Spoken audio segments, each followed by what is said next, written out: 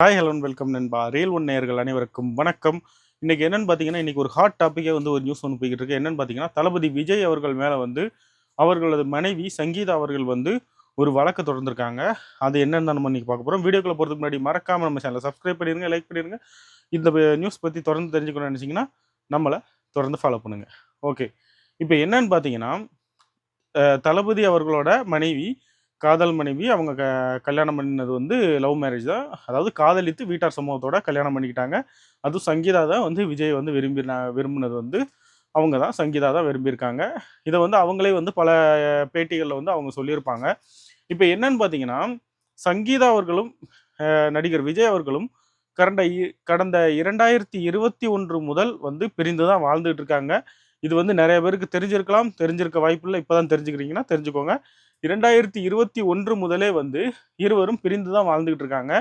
என்ன காரணம்னு பார்த்தீங்கன்னா, ஒரு தனிப்பட்ட சில விஷயங்கள். அதாவது இவர் வேற ஒரு சில நடிகைகளோட ரொம்பவே க்ளோஸா இருந்ததாகவும், அது தனக்கு பிடிக்காததுனால நான் வந்து விவாகரத்து பண்ணல, பிரிந்து வாழ்றேன் அப்படிங்கிற மாரி அவங்க சொன்னதாகவும் தகவல்கள் வந்து சோசியல் மீடியால வெளியாகிட்டு இருக்கு.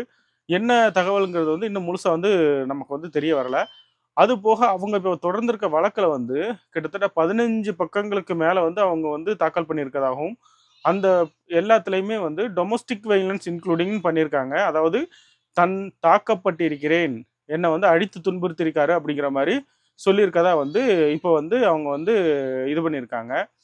இது வந்து இப்போ எந்த அளவுக்கு உண்மை தன்மை அப்படிங்கிறது வந்து இன்னும் தெரியல. ஏன்னா ஒரு ஒரு நடிகர் வீட்ல வந்து சின்னதா ஒரு குண்டூசி விழுந்தா கூட இந்த சொசைட்டி எப்படி பேசுங்கிறது உங்க எல்லாருக்குமே தெரியும். இப்போ வந்து இவ்வளோ பெரிய விஷயங்கும்போது அதை எப்படி பேசுவாங்கங்கிறது உங்க எல்லாருக்குமே தெரியும். இப்போ அதான் நடந்திருக்கு. கிட்டத்தட்ட ஒரு எலெக்ஷன் டயத்துல இந்த மாரி நடந்திருக்கிறது வந்து பார்த்தீங்கன்னா, இதுக்கு முன்னாடி ஒரு நபருக்கு இந்த மாரி நடக்கும். நாம் தமிழர் கட்சியோட தலைவர் சீமான் அவர்களுக்கு இந்த மாரி எலெக்ஷன் நெருங்குற டயத்துல ஒரு பெண்மணி வந்து அவர பத்தி அவதூறு பேசுறது, உன்னைய சும்மா விட மாட்டேன்னு பேசுறது, இது பண்றது எல்லாம் நடக்கும். எலெக்ஷன் முடிஞ்ச உடனே அவங்க காணாம போயிருவாங்க.